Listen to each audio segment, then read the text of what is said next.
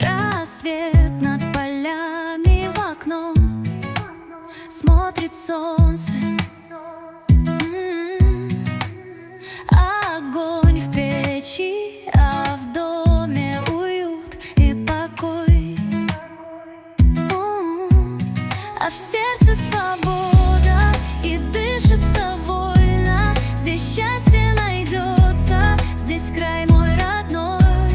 Деревня моя, нет милее тебя. Родной мой дом, где за окном просторы, свежий ветер.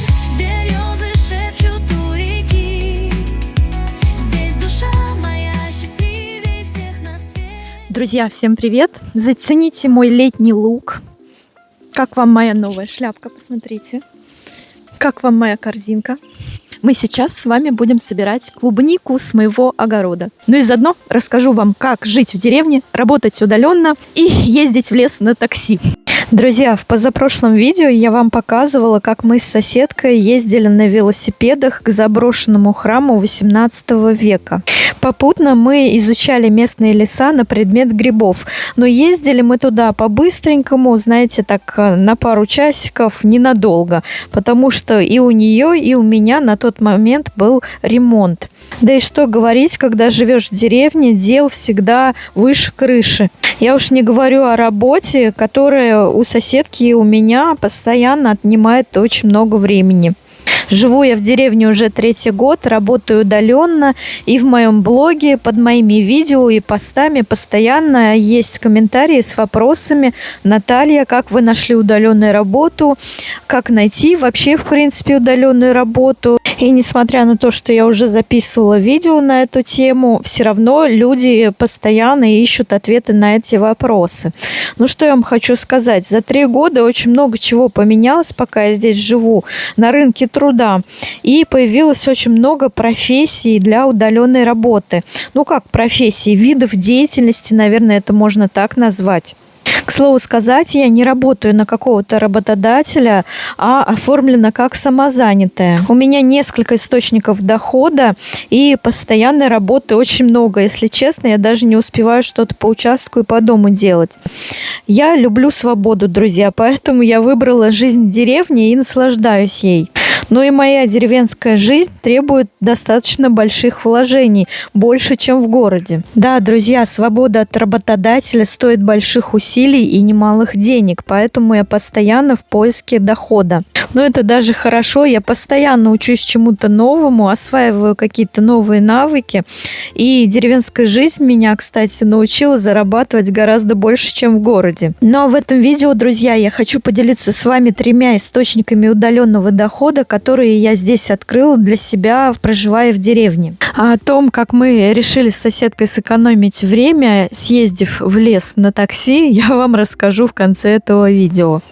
Друзья, вы уж меня простите, я сегодня не обедала. Очень голодная, мне нужно перекусить. Перекушу клубничкой и сейчас вам запишу новое интересное видео.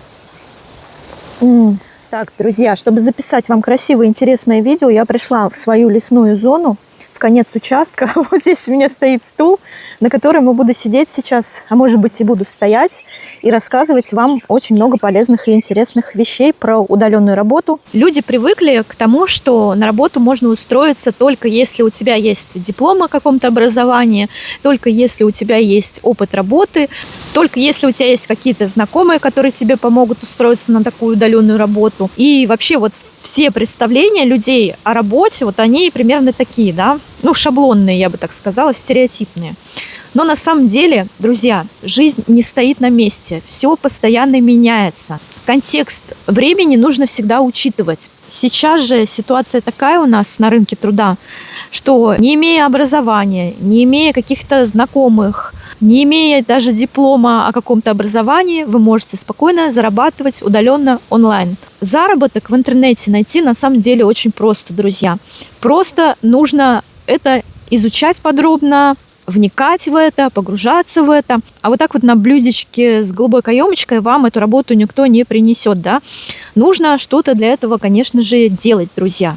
Нужно чему-то учиться новому, изучать рынок труда, смотреть, какие варианты заработка сейчас есть и так далее. изначально, когда я жила в городе, я тоже не сразу устроилась на удаленную работу, да. У меня был какой-то период, когда я работала в офисе, потом я стала отпрашиваться на удаленку постепенно, и потом после 2020 года это стало мейнстримом. Можно сказать, все работодатели, они практически все перешли на удаленку и спокойно, лояльно стали относиться к сотрудникам, которые работают удаленно. И постепенно я поняла, что вот эта вот моя вакансия контент-менеджера, она очень популярна, и я могу поменять работодателя, где-то чему-то подучиться, где-то набраться каких-то навыков, набраться опыта, и постепенно в этом расти. И вот так вот я нашла удаленную работу в городе и переехала жить в деревню, уже имея удаленную работу. Но за 3 года, пока я здесь живу, на рынке труда очень много всего поменялось, в том числе зарплаты, конечно же, изменились, и траты, расходы мои тоже здесь, конечно, во много крат выросли. Несмотря на то, что есть такой стереотип у людей, да, то, что если у тебя домик в деревне, то ты якобы экономишь. Но на самом деле жизнь в деревне, она ничем не дешевле городской. Да, где-то какие-то городские траты уходят, но приходят новые траты на обустройство дома, участка и так далее. И поэтому мои потребности в финансах, они подвыросли. Не потому, что я здесь возомнила себя какой-то барыней-государыней и хочу чего-то большего, а потому что реальные потребности в обустройстве дома, участка, они просто выросли. И цены тоже растут, друзья, это ни для кого не секрет. И в зарплате, конечно же, тоже нужно расти, и я постоянно нахожусь в поиске дополнительных источников дохода.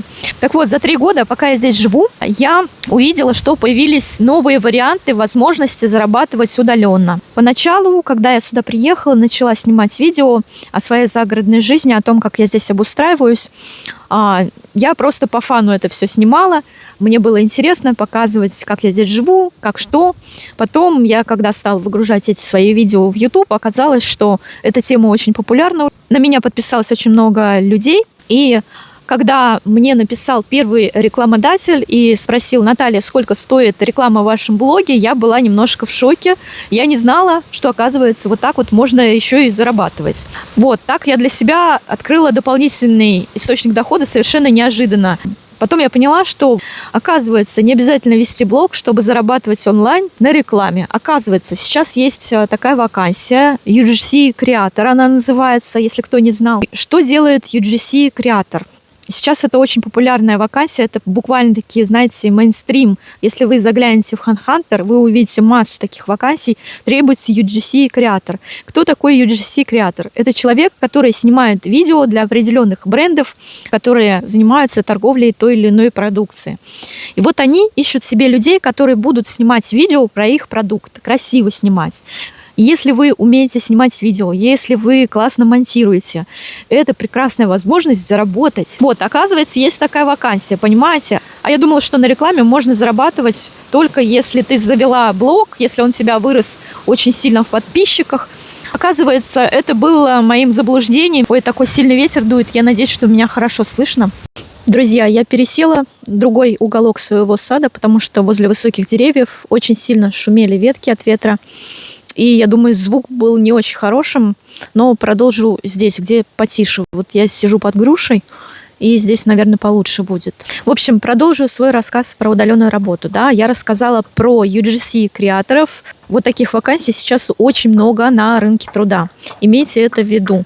То, что вы просто можете снимать видео для каких-то брендов, и вам не обязательно для этого становиться блогером, показывать свою жизнь и так далее. Достаточно просто снимать красивые видео, монтировать их красиво, и тогда вы можете найти себе такую вот работу, или, как это назвать, я не знаю, удаленный заработок, скорее всего, это можно так назвать. Почему-то люди всегда хотят каких-то гарантий, когда устраиваются на работу, да, когда зарабатывают деньги, они хотят гарантий. Они хотят, чтобы эти деньги приходили регулярно, хотят какой-то стабильности, да. И устраиваясь на официальную работу, вы, условно говоря, получаете эту стабильность, выходите на какую-то работу, вам платят за это зарплату ежемесячно, и вы вроде бы более-менее спокойны. И вы полностью отдаете ответственность за свою трудовую деятельность, за свой доход именно работодателю. Да? Может быть, для кого-то такая модель работы, зарабатывания денег, она привычна, комфортно. Лично я от этой модели уже давно ушла. И сейчас у меня несколько источников дохода, причем несколько удаленных источников дохода, один из которых – это мой блог. Еще одну возможность зарабатывать удаленно, онлайн, я открыла для себя тоже совсем недавно. Оказывается, наши российские соцсети сейчас активно помогают зарабатывать людям, которые делают контент. Они сейчас создали такую среду для контент-креаторов. Я извиняюсь, у меня там у соседей стройка, поэтому такие звуки доносятся на фоне. Там соседка делает себе роскошную террасу. Я, наверное, как-нибудь вам покажу, сниму с террасы. С ее открываются восхитительные виды. Я даже прямо обзавидовалась. Я тоже захотела такую террасу. У меня тоже не хуже, кстати. Так вот, российские соцсети сейчас активно помогают зарабатывать удаленно контент-креаторам. Так, ветер все-таки унес мою шляпу. Короче, продолжим. Сейчас у ВКонтакте есть такой сервис, называется AdBlogger. Это блогер, я вот здесь напишу название. Так вот, вы там можете зарегистрироваться, создать себе кабинет, и вы можете создавать различного рода контент в различных форматах и зарабатывать на монетизации. Один из моих источников дохода, как вы поняли, это мой блог.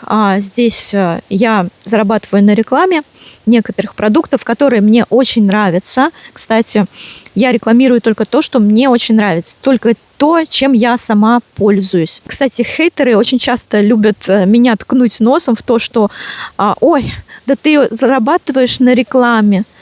Да елки-палки, вы прям Америку открыли, как бы.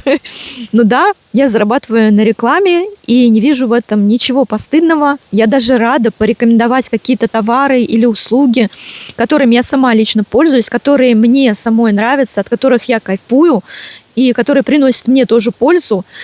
Я рада вот этими товарами и услугами поделиться с людьми. И почему бы на этом еще и не заработать? Это же классно, друзья. Еще один источник дохода, который я сейчас тоже рассматриваю, это возможность зарабатывать с помощью нейросетей. Сейчас все активно обучаются нейросетям, друзья. И это не просто какая-то мода, это уже потребность, это уже наша реальность. Нейросети сейчас проникают во все сферы жизни. Так же, как когда-то вот у нас не было смартфонов, да, мы не знали, что такое смартфоны вообще, в принципе. И когда у кого-то появлялся смартфон, мы считали этого человека каким-то мажором, да. А сейчас смартфоны есть у всех. Это обыденная, привычная вещь, без которой не обходится ни один человек. Так вот, с нейросетями, друзья, будет сейчас то же самое. Нейросетями сейчас будут уметь пользоваться буквально все, а те, кто обучится профессионально работать с нейросетями, еще будут зарабатывать с них очень хорошие деньги. И это тоже один из источников удаленной работы. Запомните. Нейросети можно изучать самостоятельно, конечно, а можно пойти на какие-нибудь курсы. И, наверное, это самый короткий путь – записаться на какой-то курс по нейросетям. И я сейчас тоже и самостоятельно изучаю нейросети, и также обучаюсь на определенных курсах этим нейросетям. Так вот, друзья, я вам хочу порекомендовать один очень хороший курс по заработку на нейросетях. Это курс от Михаила Христосенко. Наверное, кто меня постоянно смотрит и думает, ну, что она там рекламирует, вот этот курс бесконечно постоянно. Да потому что это действительно классный курс, и он действительно помогает зарабатывать деньги, друзья. Например, в школе Михаила Христосенко можно научиться вайб-кодингу. Это современный подход, когда человек управляет искусственным интеллектом, нейросетями, не набирая руками ни строчки кода. То есть с помощью нейросетей можно создавать с нуля сайты, приложения, чат-боты с нулем навыков программирования и опыта в кодировании. Там же вы получите пошаговую стратегию заработка на вайб-кодинге от поиска первых клиентов до масштабирования и стабильного роста в доходе. Например, ученица этой школы Валерия, менеджер по продажам, собрала для подруги сайт и чат-бота за вечер, а затем предложила свои услуги в чате жилого комплекса, показав готовый результат. В итоге получила новые заказы и заработала заработала 35 тысяч плюсом к зарплате всего за 1 неделю, уделяя проектам пару часов. Или вот, например, Анна освоила вайб-кодинг и начала собирать телеграм-ботов для приема заявок по бизнесу, просто ставя задачи нейросети обычным текстом. В результате она заработала 100 тысяч еще во время прохождения обучения, а сейчас стабильно берет заказы на фрилансе, работая только с ноутбука. В общем, друзья, я вам оставлю ссылку на курс по вайб-кодингу под этим видео. Обязательно пройдите, изучите всю информацию. Возможно, это ваш шанс найти удаленную работу, ну или как минимум дополнительный заработок к своей зарплате с помощью тех же нейросетей. Так вот, изучив подробно тему нейросетей, вы можете устроиться, работать удаленно. Можете не устроиться, а можете самостоятельно просто найти источник дохода с помощью нейросетей и работать как самозанятый, например. Да? Так вот, друзья, надеюсь, что вам это видео было полезно. Ставьте лайк, если вы узнали что-то полезное для себя. Я очень старалась, несмотря на сильный ветер, несмотря на стройку, которая происходит за моей спиной у соседей. Надеюсь, соседка, когда достроит террасу, пригласит меня на нее полюбоваться видами, попить чаек.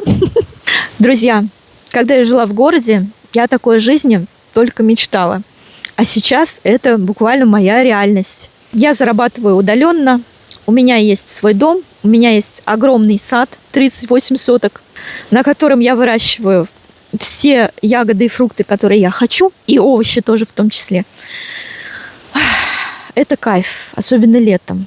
И вам, друзья, я хочу пожелать удачи в поиске удаленной работы, в поиске удаленного заработка, наверное, так будет более правильно сказать, да, потому что не всегда зарабатывать можно именно вот так вот официально, устраиваясь по трудовой книжке и так далее. Можно устроить себе дополнительный источник дохода. Главное изучать постоянно вот эту тему, постоянно мониторить, что сейчас на рынке труда с удаленной работой происходит, какие навыки нужны, где вы себя можете проявить и как вы можете заработать на этом. Нужно все изучать, и тогда у вас все обязательно получится. Вася, ты пришел. Васюша, здравствуй. Ой, посмотрите. Посмотрите, кто ко мне пришел. Это Вася. Мой мальчик, ты пришел ко мне. Ты будешь помогать мне снимать видео, да? Вась, помурчи немножко. Васюша, Васюша, я тебя тоже очень люблю. Ну, иди. Ну, а теперь, друзья, как и обещала, я вам расскажу, как мы с соседкой ездили в лес на такси. Пару раз мы катались на велосипедах до близлежащего леса в поисках белых грибов, которые растут первым слоем летом. Белых грибов в близлежащем лесу мы так и не нашли, но зато быстро поняли, что кататься под горку на велосипеде очень кайфово, а вот в горку очень тяжело.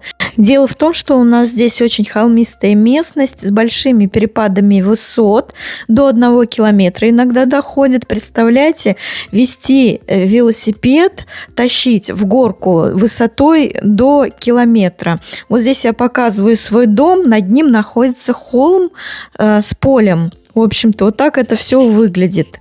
Поэтому мы решили попробовать другой вид транспорта. Благо у нас в 10 километрах находится райцентр, из которого можно вызвать такси.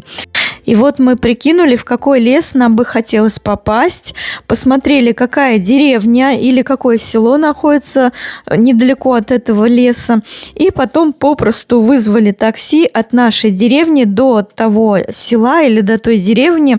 По деньгам туда и обратно нам на двоих вышло 1200 рублей.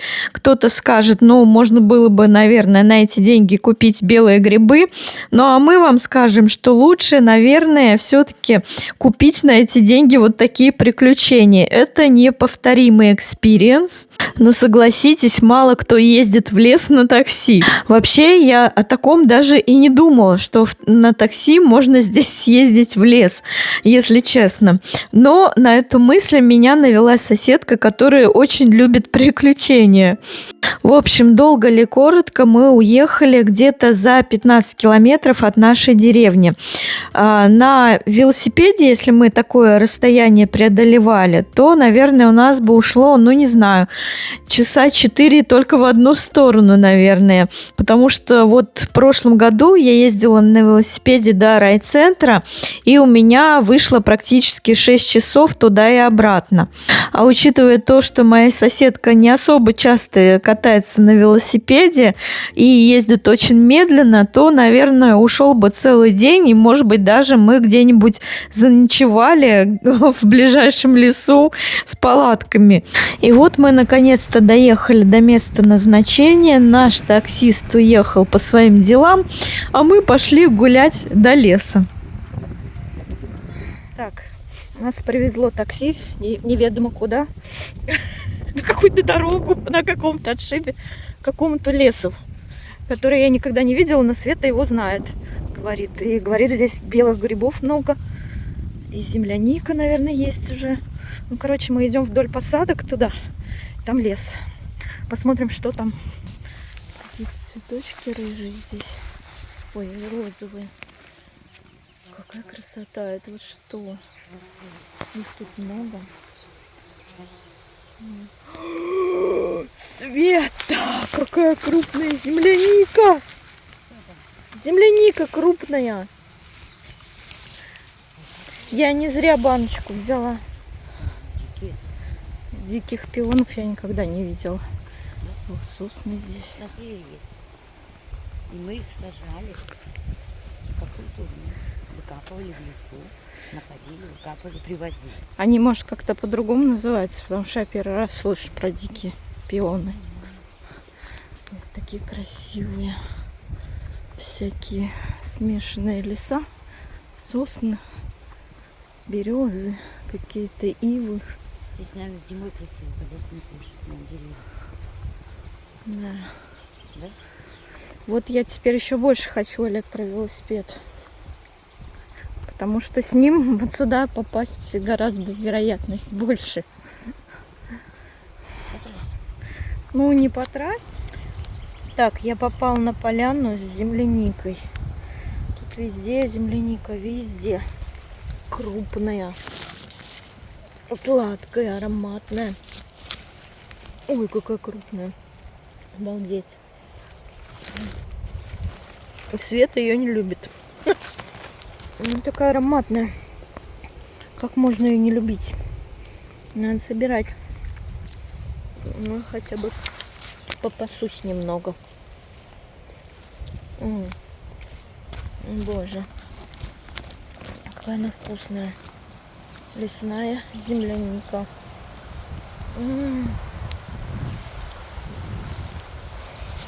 Ух ты.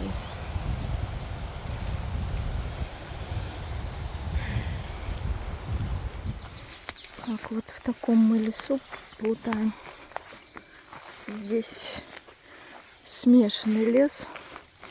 Берез очень много, хвойных, сосен и очень большие склоны, на которых, говорят, очень много грибов, хотя мы еще пока ни одного не нашли. Но зато здесь очень птички поют прикольно. Но неудобно ходить там. Здесь так неудобно ходить по склонам. Вниз надо вот сюда спускаться. Но грибов пока не видно. Здесь такой огромный борщевик.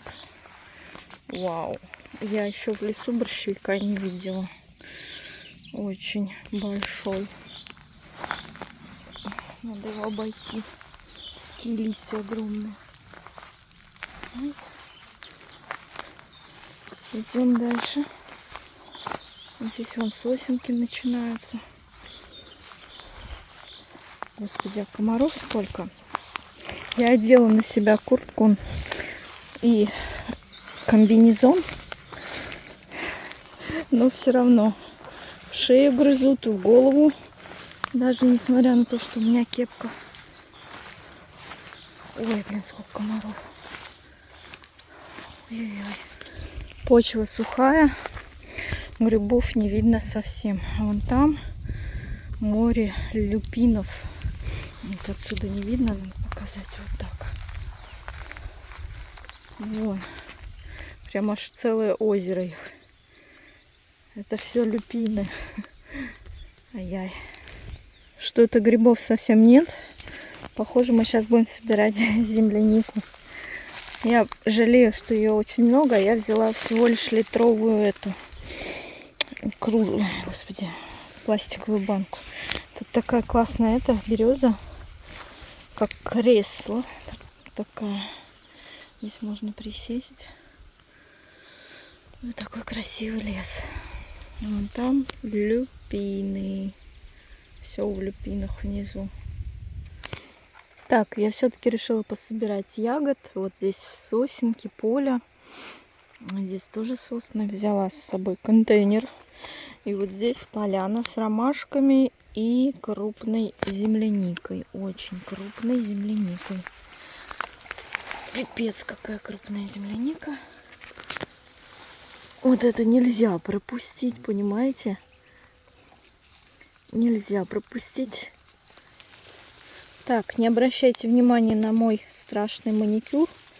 Я уже записалась на маникюр. Скоро поеду, и руки у меня будут нормальные. А сейчас пока страшно на них смотреть, они уже не оттираются. Пока землянички пособираю. Господи, как их много. Ой.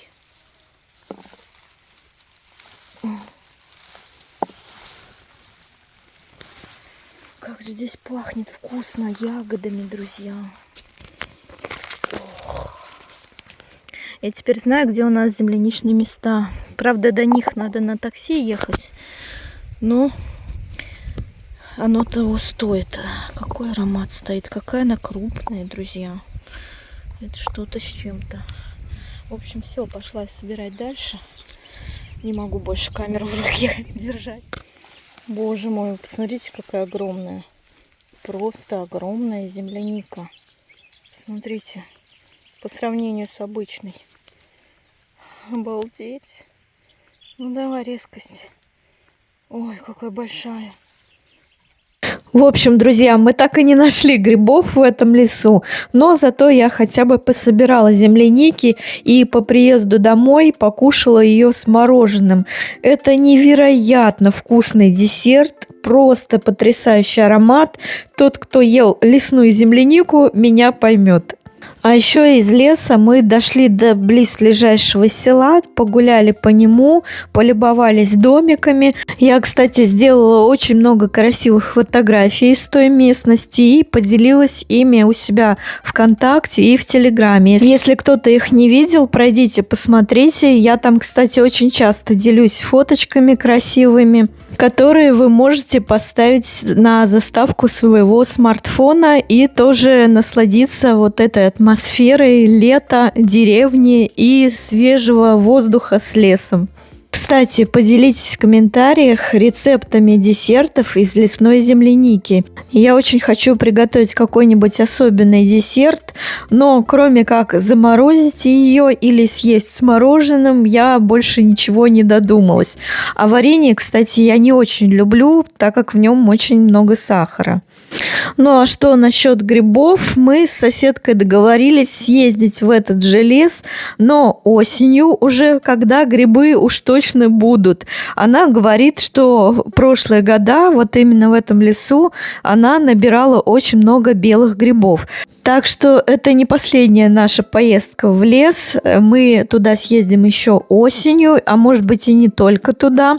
Так что ждите следующей серии. Ну а на сегодня все. Всех благодарю за внимание, за лайки, подписки, комментарии, донаты. Увидимся с вами в следующем видео. Пока-пока. Я надеюсь, что меня слышно. Так, мне нужна какая-нибудь палочка, чтобы микрофон был близко, а то слишком сильный ветер. Так, друзья, я нашла веточку, но похоже, все очень грустно. Так, надо какую-нибудь не такую мягкую. Может быть, ее отломить как-то. Сейчас, подождите. Ко мне пришла тут белечка. Чё мой сладкий? Она так любит гулять со мной. Моя кисуня. Ты моя сладуня. Пузячка моя. Береги.